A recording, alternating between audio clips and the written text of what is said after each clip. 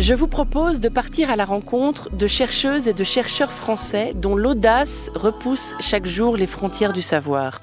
Des ailes au talent, c'est une série de portraits de femmes et d'hommes qui portent les sciences de la vie vers l'avenir et dont le parcours mérite d'être raconté. Des portraits littéraires, car nous avons choisi de confier leurs récits à des écrivaines et écrivains. Chaque épisode de ce podcast est donc le fruit d'une rencontre entre un esprit scientifique et une plume. L'auteur que vous allez entendre dans cet épisode, c'est Thomas Brenneck. Il tire le portrait du chercheur en chimie-biologie, Raphaël Rodriguez. Vous écoutez la 4e saison des ailes au talent. Soyez les bienvenus. Le jour où je rencontre Raphaël Rodriguez, en mai 2025, il est pris dans un véritable tourbillon médiatique. Ce chercheur en chimie vient de publier un article dans la prestigieuse revue Nature où il détaille les contours d'une molécule mise au point par son équipe de l'Institut Curie. Une molécule qui serait capable de détruire les métastases, à l'origine de 70% des décès liés au cancer. C'est une possible révolution dans le traitement contre cette maladie qui s'ajouterait aux thérapies actuelles. Une arme de plus, en somme, dans l'arsenal contre le cancer. Une étape fondamentale dans le parcours déjà exceptionnel de Raphaël Rodriguez. Jusqu'où ira-t-il ? Il a reçu il y a quelques années le Tetrahedron Young Investigation Award, une récompense souvent considérée comme l'antichambre du Nobel. Bon, le Nobel, lui, il n'en parle pas et assure qu'il n'y pense jamais. Je pense que la personne qui développe un médicament et qui soigne le cancer du pancréas n'a pas besoin de prix Nobel. Voilà ce que je pense. Donc moi, mon objectif, c'est de faire une molécule pour une maladie grave. Après, ce prix Tétraédron, il a une valeur sentimentale pour moi particulière parce que c'est un prix qui est associé à un journal. Donc Tétraédron, c'est le tétraèdre, c'est la molécule organique la plus petite en taille, c'est CH4. Et donc c'est ma formation de chimiste organicien et c'est un journal qui a été créé par Robinson et Woodward, qui sont sans doute les deux noms les plus iconiques de la chimie organique. Tous les deux ont reçu un Nobel et il se trouve que j'ai fait une partie de ma thèse à Oxford dans le laboratoire dans lequel Robinson avait le sien. Et donc sur le tard, dans les années 80, ils ont créé ce prix justement pour que la chimie organique soit reconnue. Ni vous ni moi ne pourrons vraiment comprendre la complexité du mécanisme décrit dans Nature. Mais si j'essaye de résumer, voici ce que cela pourrait donner.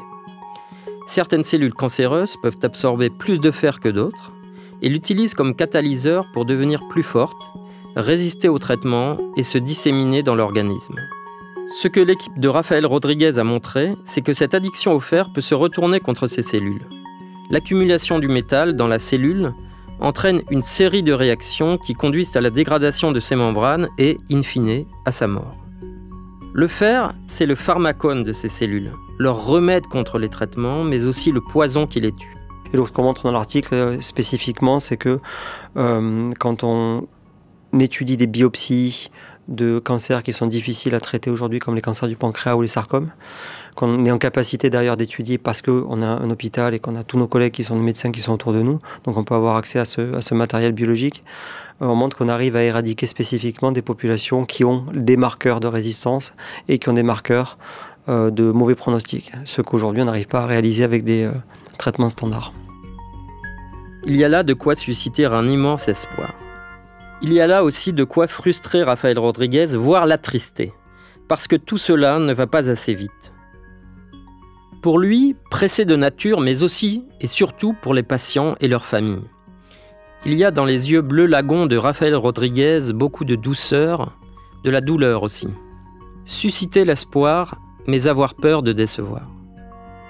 Je suis dans la période la plus inconfortable dans laquelle je me suis jamais trouvé, parce que normalement quand on publie ce genre d'article, on devrait être content, on devrait être satisfait, on devrait avoir une forme de sentiment d'accomplissement, et pour moi c'est exactement l'inverse. Et il y a une limite qui est ténue entre faire la promotion du travail qu'on a fait parce qu'il faut bien avoir des fonds, on ne peut avoir des fonds que si on dit aux gens ce qu'on fait et pourquoi c'est important. Et pour autant, en faisant ça, ça veut dire que ça va susciter des espoirs. Et je pense que c'est bien aussi que les gens espèrent, parce qu'en fait, tous les jours, il y a des choses nouvelles qui sortent. Et si on n'a pas d'espoir, il ne se passe rien. Et inévitablement, des gens qui sont dans la détresse et qui sont très malades espèrent que ces médicaments soient prêts. Et aujourd'hui, ils ne le sont pas. Et donc, c'est à la fois frustrant pour moi de ne pas être prêt. Je me dis, qu'est-ce que j'ai pas fait dans le passé que j'aurais dû faire pour que ça soit prêt aujourd'hui, que j'aurais pu faire différemment. Et être dans ce sentiment d'impuissance totale parce que aujourd'hui, je reçois des emails de gens qui sont vraiment dans la détresse. C'est des messages qui sont bouleversants, des gens qui sont dévastés parce qu'ils perdent un enfant, parce qu'ils perdent un parent. Et c'est d'une violence incroyable. Et puis en même temps, c'est des gens qui forcent le respect, qui forcent à l'humilité et qui rappellent qu'on a aussi un devoir en fait envers eux. Albert Camus, l'auteur fétiche de Rafael Rodriguez, écrivait dans L'Homme révolté « Dans son plus grand effort, l'homme ne peut que se proposer de diminuer arithmétiquement la douleur du monde.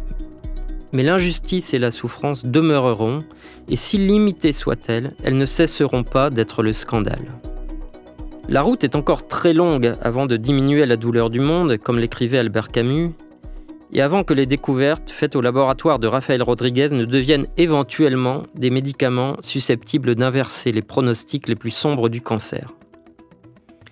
Quelques années, au mieux, 10, peut-être plus, il faut trouver de l'argent, convaincre l'industrie pharmaceutique, peut-être, à défaut, créer une société de biotechnologie pour lever les dizaines de millions d'euros nécessaires. La route est longue. Mais là où il y a une volonté, il y a un chemin. Et à entendre la détermination de Rafael Rodriguez, l'échec n'est pas envisageable. Il faut le faire, parce que sinon personne ne le fera. C'est assez effrayant, parce que c'est vraiment notre métier, parce que ça demande des ressources énormes qu'on a du mal à trouver en France, parce que c'est pas dans l'état d'esprit français, c'est pas dans notre culture. Il y a une grosse prise de risque, parce que beaucoup de produits qui marchent très bien dans des laboratoires académiques finissent par échouer, parce qu'il y a des choses qui ne sont pas prévisibles en amont. Il y a d'autres pays qui sont beaucoup plus preneurs de risques. Voilà, et notamment les États-Unis, typiquement, c'est un pays où il y a énormément de succès parce qu'il y a énormément d'échecs et c'est culturel chez eux. C'est vrai que si on dit à quelqu'un, écoute, j'ai besoin de 100 millions d'euros et il y a une chance sur 100 pour que ça marche, il n'y a pas beaucoup de gens qui sont capables de mettre 100 millions d'euros en se disant, c'est pas grave, on prend le risque. Mais si on ne prend pas ces risques, on ne va pas sur la Lune. Voilà, les Américains, ils sont allés sur la Lune pour une bonne raison. Il y a eu combien d'échecs avant ? Et combien ça a coûté et qu'est-ce que ça apporte à l'humanité, c'est un petit peu ça. Et là, dans vos recherches, on va dire, de création d'entreprises, vous cherchez donc des investisseurs, j'imagine ? Ouais. Et si vous n'en trouvez pas en France, vous irez aux États-Unis ou... On est pragmatique, on se dit maintenant que peu importe l'endroit sur la planète qui permettra de faire que ce produit devienne un médicament. Cette obsession de sauver des vies dévore Rafael Rodriguez depuis longtemps. Depuis toujours, ou presque. Âgé de 46 ans, il se souvient de sa première confrontation avec l'absurde. Ce sentiment que la vie n'a pas de sens. Il a 16 ans, et à Avignon, d'où il est originaire, il est sapeur-pompier volontaire. J'ai fait quelques interventions qui ont été assez violente. Une d'entre elles en particulier, c'était le 10 juillet 1995 où j'étais sur un accident de bus sur l'autoroute de Roquemaure où 23 personnes sont décédées ce soir-là. C'est une intervention qui était longue. Voilà, j'avais 17 ans et en fait j'ai passé la nuit à faire ça. Je suis rentré chez moi couvert de sang et pendant l'intervention en fait j'ai quelque chose qui était très étonnant, c'est que j'ai pas eu en tout cas j'ai pas ressenti d'avoir d'impact psychologique adverse. Et je pense que c'était mon âge jeune qui m'a protégé de ça. J'avais pas de famille, j'avais pas d'enfants. Et j'avais des collègues seniors qui avaient fait quand même 30 ans de boîtes qui ont été vraiment beaucoup plus affectés, qui ont eu du mal. Et j'ai simplement réalisé à cette époque que la vie elle est éphémère, qu'elle peut disparaître sans aucune raison, sans aucune explication. Et que voilà, il fallait que je fasse en sorte que chaque seconde que j'avais à moi, elle compte. C'est ainsi qu'il passe de l'absurde à la révolte, pour se tenir digne et droit face au néant du monde. Après le bac, Rafael Rodriguez s'engage dans des études de médecine avec son frère aîné. Il échoue, alors que son frère réussit. Mais il n'en fait pas un drame, loin de là. J'ai choisi de bifurquer. Voilà, et c'était vraiment un choix en fait, de ne pas continuer médecine parce que j'avais la conviction en fait, la conviction que je pourrais avoir un plus gros impact sur la santé en faisant un autre métier, celui de chercheur en particulier. Tout bêtement, je m'étais dit, mais en fait, c'est vrai que si on invente un nouveau médicament, on peut soigner non pas 10 personnes, mais des centaines de milliers de personnes. J'ai jamais eu de regrets, j'ai toujours la conviction que j'avais fait le bon choix. Ce choix, c'est celui d'être tous les jours dans ce labo qui me rappelle curieusement mes TP de physique au lycée. Une demi-douzaine de chimistes en blouse blanche qui remplissent des fioles, manipulent des appareils, passent d'une expérience à l'autre, des équations chimiques griffonnées au feutre sur les vitres. C'est petit, un peu foutraque, pas forcément très confortable à première vue, mais après tout, le génie n'a pas besoin de confort. Et ce labo à l'Institut Curie, c'est le monde de Rafael Rodriguez, c'est sa deuxième maison. Il y est tous les jours, ou presque. Toutes les nuits aussi ? Rafael Rodriguez est accro au travail, mais il se soigne. Ce grand connaisseur de vin et de musique se soigne par une autre addiction. Le sport. Il court beaucoup, depuis toujours. À son actif, des heures d'entraînement, un Ironman et aujourd'hui un semi-marathon le dimanche, mais aussi des séances d'escalade en semaine. Indispensable à son hygiène de vie. Parce qu'il y a un moment où j'étais tellement dans le laboratoire à écrire des articles, à travailler sur des sujets, que j'arrivais plus à avoir du temps pour aller m'entraîner. Et c'est insidieux, progressivement le corps se détériore, progressivement on ne se rend pas compte, mais en fait on ne dort plus. On a mal partout, on a mal au dos parce qu'on est presque dénutri, parce qu'on a une musculature qui se délite. Et c'est pas bien. Et du coup il y a un équilibre à avoir. Et puis la course à pied me permet toujours d'avoir des temps en fait, des plages au moins de 2 heures où je peux réfléchir à plein de choses. Ce qu'on fait au laboratoire, des interactions avec des gens, des problèmes à résoudre. Et c'est un temps dont j'ai besoin en fait. Ça m'a apporté une forme de rigueur et de discipline qui était nécessaire et aussi un retour sur le contrôle de ma vie. Parce qu'en recherche, quand on cherche et qu'on échoue beaucoup et qu'on n'arrive pas, ou alors qu'on envoie un article qui est reviewé par des gens qui ne comprennent pas ce qu'on fait et qui refusent un article qui aurait dû être publié, on se rend compte quelque part que notre destinée n'est pas essentiellement le produit de notre activité à nous, mais aussi de celle des autres. Parce que cette vie, Rafael Rodriguez l'a voulu hors norme. Une vie sans temps mort, une vie où tout s'accélère, une vie qu'on sent placée sous le signe de l'urgence. Une vie de super-héros, pressé de sauver le monde. Hyper talentueux, brillant jusqu'à l'excès, Rafael Rodriguez, on le sent, lutte aussi pour ne pas se consumer et se préserver de l'hubris. Cette folie est-elle indispensable au génie ? De la fenêtre du bureau de Rafael Rodriguez, une pièce petite et quelconque, on peut apercevoir la coupole du Panthéon. Marie Curie, qui a donné son nom à l'institut où Rafael Rodriguez exerce son talent, y repose depuis 1995.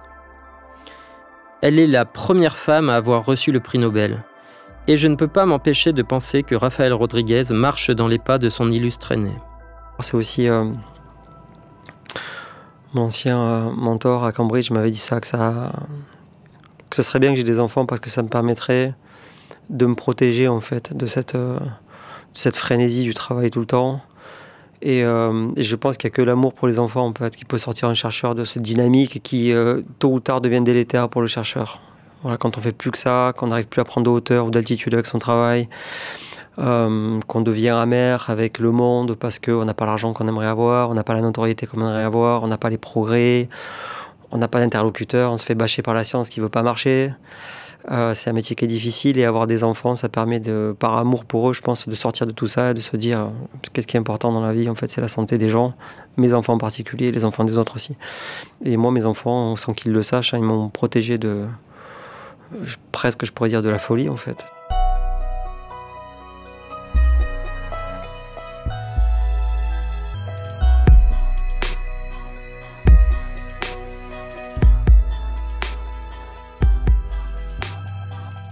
C'était le portrait du chercheur en chimie-biologie Rafael Rodriguez, un texte écrit et lu par Thomas Brenneck.